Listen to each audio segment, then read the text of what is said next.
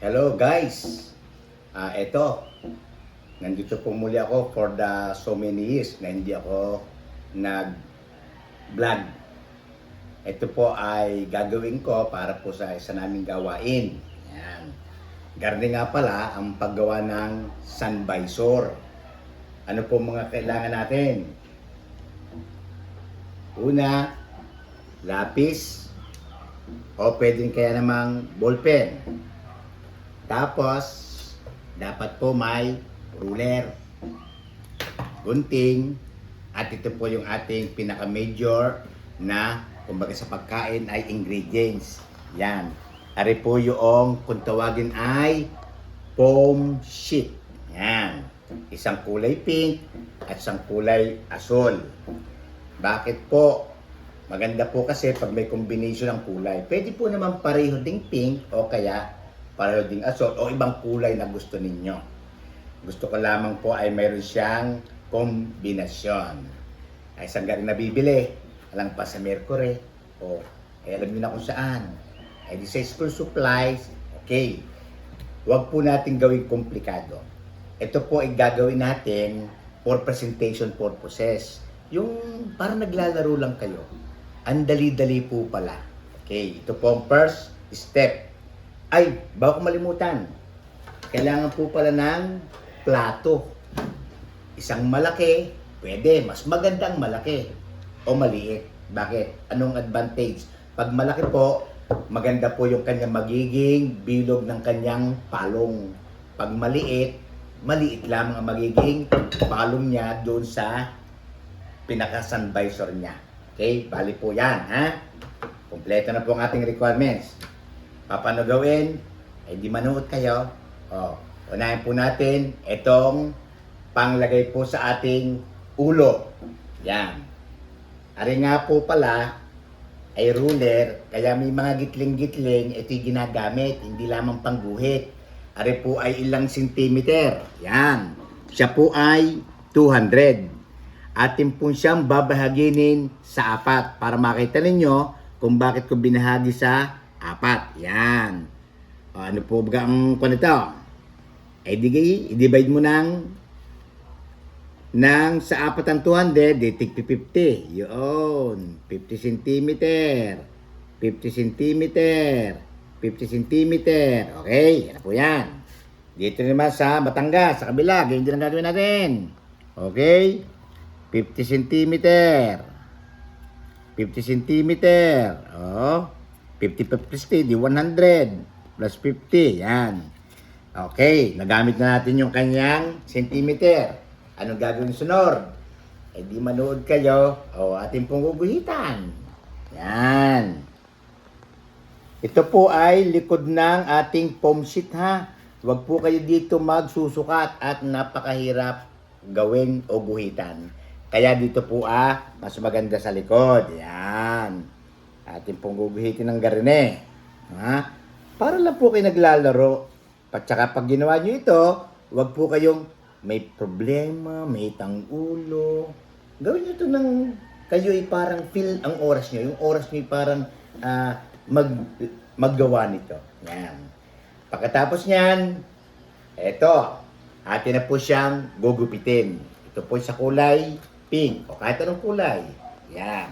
Gugupitin po natin ng ganiri, ha. Pwedeng matagal, pwedeng madali. Nasa inyo yan dahil kayo matanda na. Alam nyo na mabagal at mabilis. Ayan. Lagay po natin din eh. Okay, padalo pong part po ng ating foam sheet. Kaya dito nga po maganda, pamilya o kaya mag-asawa para masaya. Dalawa. Yan. At ito po yung another 2. Kadali po pala.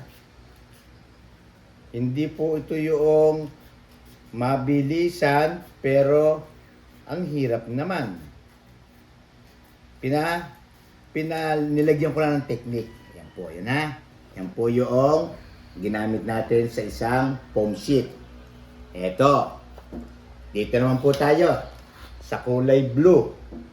Kahit ano pong kulay yan, okay. Foam sheet, mas maganda. Ito pong gagawin natin. Sabi ko kanina, dapat po ay merong kayong plato. Pwedeng maliit, pwedeng malaki. Ginawa ko na lamang pong malaki. Para po sabi ko nga, mas maganda ang malaki para po yung ating pagkapalong ng ating sun visor ay malapar. O yan. Kita nyo po yan. Kukunin lang po ninyo yung dulo. Yan, dulo na gayon. Kung saan magsasarado po yung kanto, yan. Kung saan magsasarado, okay na yun. Pwedeng lapis, pwedeng ballpen. O, ari na lapis. Ari ang naunang tingnan. Nadampot eh. Ayan, yan. Guguhit po kayong ganyan. Andali po, ano. Okay. Isang guhit po na yon. Padalawang guhit, yan. Gagamit po ulit kayo ng measurement. Hindi po ito yung tansya-tansyameter po, ano. Pamula po dun sa sulok na inyong ginahitan, kayo po ay kukuha ng 20 centimeter, ha. Yan. 20 centimeter. 20 centimeter, 20 centimeter, at atin pong tatandaan, 20 ha? 20. 20, yan. At saka po ulit ninyo gagawa ng plato para doon po kayo magguhit muli. Malalaman po ninyo kung bakit ko po nilalagyan ng mga sukat. Para po napaka-accurate niya. Guguhitan po rin natin. Yan. Ayos. Yan. Pinakagawa na po kayo ng ganyan.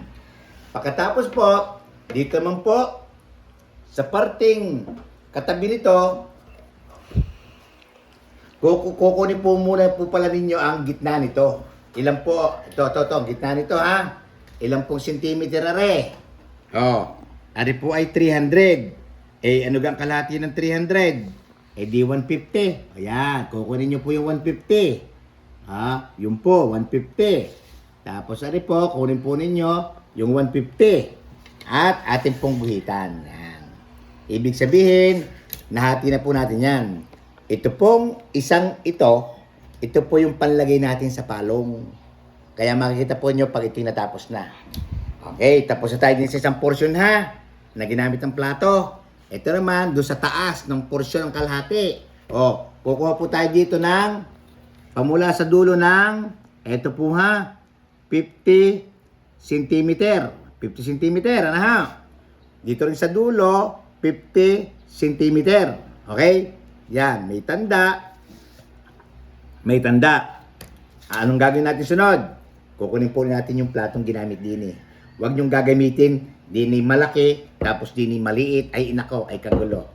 Magtatali pa ang inyong sukat. Yan. Gagawin pa lang nyo, inyo pong kukunin po doon sa sukat yung pinaka bilog po. Yan. Mas maganda po, para po maganda, yung pinakadulo ng tip ng ating pong plato, inyo po siyang isagad. Para po, doon sa inyong tanda, magtansya na lang kayo. Yan. Tulad po niyan, ha? Yan. Tansya lang po natin. Dali lang po nito. Yan. Ano pong gagawin natin? Yung 50 centimeters, pwedeng lumaki, pwedeng lumiit. Basta po kayo nakapag-bilog tulad ng gagawin kong garne. Yan, ha? Yan. Tingnan ko lang po talaga yung 50 cm niya. Yun. Hindi 50 cm. Yung tinandaan doon nyo po ilalagay yung plato. Yan. Nakakasunod ga? Abay dapat. Abay kahit nung ginagawa ko rin. Yan. Yan. Hindi ayos na. Ngayon, may mahalaga pong parte yung isang maliit dito. Pag ginupit ko yon, huwag po niyong itatapon.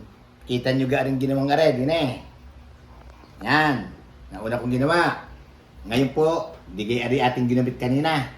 Yan. Ngayon po, tayo magugupit naman din sa kulay asul. Yan, gugupitin po natin. Garne. Yan. Yan ha. Dapat po ay talagang yung tinamaan po ng lapis, pag inyong ginupit, Eh dapat tama doon sa guhit. Nagguhit pa kayo kung di nyo naman susundin. Ano? Yan. Gugupitin po ninyo yung inyong kinuhita. Hindi ako nagguhit pag kayo naggawa. Yan. Kasimple lang. Tsaka kita nyo, hindi madumi. Ayan. Sabi ko, wag nyo pong itatapon to. Saan po natin to gagamitin? Dini po. Di po ba? Hinati natin kanina. Nagguhit po tayo doon sa taas ng gamit din plato. Ari po naman ang purpose niyan. Yan. Doon po sa pinaghatian, pinaghatian ng 150, 150. Yan. Dito po naman yung isusukat. Kaya po walang sayang eh. May mga purpose, yung pong ating pong mga tinatanggal na papel. Yan. Dinagay na. Eh di guguhitan nyo. Yan. Guguhitan nyo. Yun. Yan. Naguhit na. Pwede nyo pong itabi ito. Yan. Anong gagawin natin ngayon? Sunod. Yan. Yung pong pinagatian yan, ating pong gugupitin. Yan. Gugupitin ha. O, dandahan ng gupit. Baka mataga. Pag inataga, tandaan nyo na ngayon. Naman. Yan. Yan. Okay. Ito muna, ang isang parte, diyan ka muna. Ito naman, kita nyo po yung ating mga ginuhit na yan. At ginuhit na yan, ating po siyang gugupitin. Siyempre, nagguhit ka pa, kung hindi mo gugupitin. Yan, gupit-gupit lang. May enjoy po kayo dito. Dahil nakaka-relax din. Lalo na't kasama mo yung iyong asawa. Yan. Digayan na yan. Yan. O, kita nyo ha. Napakalinis. Ngayon, ito namang kalahati na ginuhitan natin, nagamit are, nagaling dine, ating din po siyang gugupitin. Ha? Gugupitin. Sumunod lang kayo. Huwag matigas ang ulo.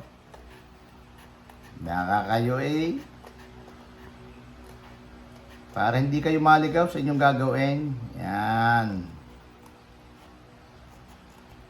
Yan. Okay yung kuhan. Huwag kayong pasmado. Yan. Ayun. Di ayos na. Nandiyan na yan. Tapos po, anong sunod natin gagawin? Yung pong ginuhitan natin sa parting taas, ito yung nasa taas kanina ha, ng ating pong shoot, atin po siyang gugupitin. Ilan ang ginawa natin ditong sukat? 50. Tapos 50. Oh, tapos ginamitan na rin. Inuulit ko lang, baka hindi nyo agad masundan. Yan. Basta po kayo may palatandaan doon na 50, doon po kayo mag-umpisa ng pagguhit ng plato ha. Gamit aring malaki. Inulit ko, mas malaki, mas maganda dahil lalapad ang inyong palong ng inyong sun visor. Ayun. Yan. Kita nyo po ha. Gupit-gupit lang. Kung aring nagagawa ko, kayo mga babay suit. Yan. Yan. Yan. Magtaka-taka kayo. Bakit wala akong sinabing paste o glue stick o whatsoever na pampakapit? Ito po yon. Yan ha. Ito pong likod ng foam sheet na ito na kulay puti na ating nilagyan ng mga markings, ito ay natitiklop. Pag tiniklop mo, yan. Yan. Yan na, tatanggalin. Tatanggalin. Eh, kaganda pala na rin. Kaya kasi sinasabi ko sa inyo, wala kayong nakitang kula or paste or glue stick o anuman. Yan, tinanggal. Yan.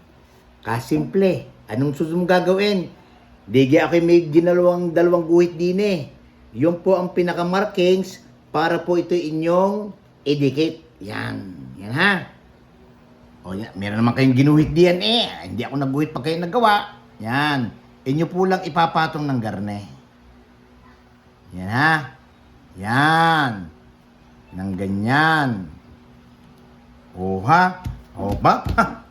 May buhay na. O, sabi, ano kayong puting iyon? Yun na magandang tanong.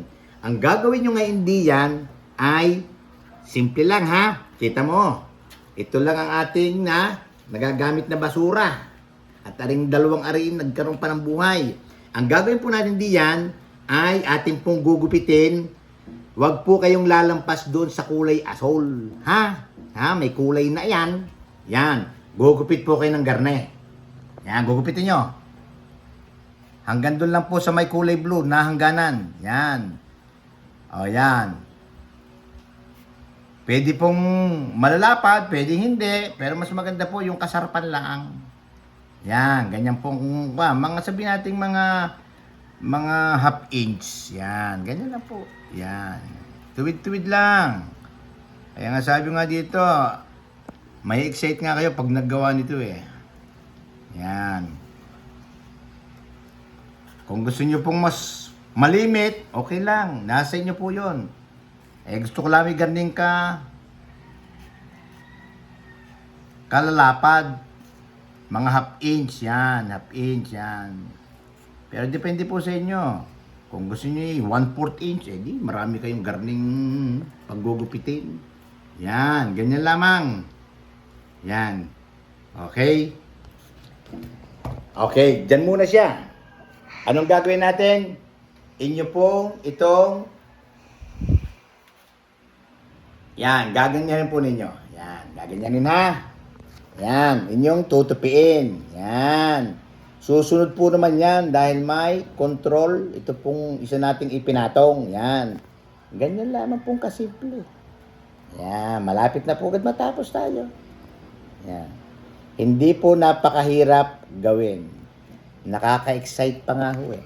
Sabi ko kanina, dahil kahit po tayo ay busy, pero pag kayo po'y gagawa ng gusto ninyo, ay walang problema. Yan. Yan. Inyo na napagtiklop-tiklop. Okay, dyan muna yan. Naiisip nyo na para siyang pangpalong na, no, sa visor. Ito naman ang gagawin natin. Sunod. Sabi ko nga, ito naman. Ito po yung panlagay sa ulo. Mas maganda po, gumuhit na lamang po kayo dito na kahit po mga 10 cm. Okay na yun. 10 cm. Hindi tantiameter to ha. 10 cm. Yan, 10 cm. Ako lang po talaga ay mahilig sa do it once, do it right. Pwede naman na rin hindi ko nagarnihin, itatansyahin ko na lang. Gusto kong makita ninyo na yung ruler na yan, kaya yan ay may gilay-gilay. Ginagamit yan. Yan. Ginuhitan. Yan. Nagamit ko na yung ballpen eh. Yan. Tapos po, ito din naman pong isa. Yan. Lalagyan din po ninyo. Yan. Lalagyan po ninyo rin ha. 10 cm ulit. 10 cm. Ay naman sabi, 10 cm eh. Tsaka ganyan, magagawa pag nga kayo kung anong sinabi ko iba, sumunod lang kayo. Yan. Ginagaya na yan. Kaya sabi ko sa inyo, wala pong kadumi-dumi. Ang gagawin po natin, ito po ay, again, ay pwede nyo tuklapin para po gawin po natin pandikit. Yan. Tuklapin po ninyo. Tulad po ng ginawa natin din eh. Yan ha. Kita nyo po ha. Yan. Ginayang ko na muna yan. Para masaya. Yan. At aring isa, ginarni ko muna. Ha? Nakakasunod ka kayo? Yan. Basta inuulit ko, pag kayo gagawa nito, wag yung may itang ulo. Abay, pag may itang ulo, baka kayo hindi makatapos ng maganda. Yan. Ito po naman ang gagawin natin. Yung isa, tinanggalan natin ng pangkapit hanggang doon. Huwag mong tatanggalin lahat. Aba, mahirap to. Dadikit sa ulo. Yan. Ito lang pong gagawin natin. Pagdidikitin lang po rin. Ayan. Pagdidikitin. Yan. Pagdidikitin lang. Kadali. Yan. Itong kabila. Yung Batangas. Pagdidikitin din. Yan. Pag hindi pa nyo pagdidikit, ewan ko na. Didikit lang eh. Yan. Nadikit nyo na. Yan. Uy. Nakikita nyo na. Meron na tayong pang-ulo. Okay? Kaya ito ay para sa isang ulo. Kaya doon sa isang foam sheet, makakagawa ng pandalawang ulo. Sa akin, kay Mrs. Ito na nga yan. Yan. Ito na nga yan. Ito na exciting part. O, nakita nyo yan ha? Kaya yan ay may puti. Yan pong pinaka-marking. Kung sundan po ninyo yung aking sinabi, ay makikita nyo po kung bakit nagkaroon ng gayaan. Ano? Yan. Ito na gagawin natin ngayon. Ganito. Yan. Ilalagay natin are. Okay. Kung gusto po ninyo, pwede nyo po agad buksan yung kanyang papel para siya po ay dumikit. Yan. Para diretso muna. O, yan. Yan. Yan. Yun yung munang tanggalin ng garni. Pwede nyo agad na haklitin. Ako hindi gayo. Bet ka magmamadali. Ako may nakapagluto na kaya pwede na akong magtagal-tagalan din yan, no? Ganyan lang, kasimple. Yan. Ha? Kumbaga, hindi po ginagawang komplikado. Yung iba, nahihirapan dahil walang teknik. Ay, lalagyan mo ng teknik. Yan. Yan. Hindi gayaan. Tapos tatanggalan nyo rin. Ano? Yan. Tatanggalan. Kung tutuusin, ari madali. Akin lang pinatagal, dami ko sinasabi. Abay, para makatulong din sa inyo. Ari, pwedeng 10 minutes tapos ko na. Gusto ko lang may makaalam na pag may mga project ang mga bata o kahit matanda, ay pwede nyong gawin ng garni. Hindi pa siya komplikado. Hindi siya yung maraming basura, ang daming mga ginagawa. Ito, guhit-guhit lang tayo. Gupit-gupit lang. Tapos. At kita nyo naman, wala kayong makitang basurang madami. Yan, dinagarni na. Tanggal na nyo. Okay. Ang gagawin po ninyo, yun ang gupitin para masaya. Yan, ganyan lang. Nasa inyo ha, kung gusto nyo yung gupitin kada tanggal, okay lang. Kung hindi naman, di garne. Tanggal, tapos saka gupitin. Yan. Basta po kayo sumunod lang din makikita nyo na, ganyan pala yun. Yan. Kung gusto nyo yung hanggang dulo tanggal yung puti, bay nasa inyo yun. Yan. Yan, okay. Yan. Pagkatapos, eto na ang pinale para maging sun visor. Nasa inyo na kung gusto po ninyong aring dalawang tabi para sigo ay inyong igitna. Dalawang tabi. O ganun lang. Yan ha. Yan. Ito maganda yon. Sigo din sigo dito. Nasa inyo na yan. Yan. Diginayan ko yan. O, anong gagawin susunod? Di are. Inyo pong ikakapit na isa-isa. Yan. Yun. Ikinapit na. Ano sumunod? Di kakapit mo rin. Yan. Kakapit mo lang. Ayan. Ha? Aring isa, ikapit mo din lang gayon. Kaya hindi po yan sosobra dahil may tanda yan. Nakakatuwa nga gawin na rin. Yan. Kinapit nyo na. Kinapit are. Wag lang kayong pasmado. Yan, kapit nyo lang are. Silip-silipin din ninyo. Bay, tama gayon. Yan, tama doon. Yan, para. Pwede nyo silipin. Yan. Yan. Para. Yan, pwede nyo silipin. Yan, yung gano'n. Sinisilip lang. Silip lang, ha. Huwag ibang sisilipin. Yan. Kita niya.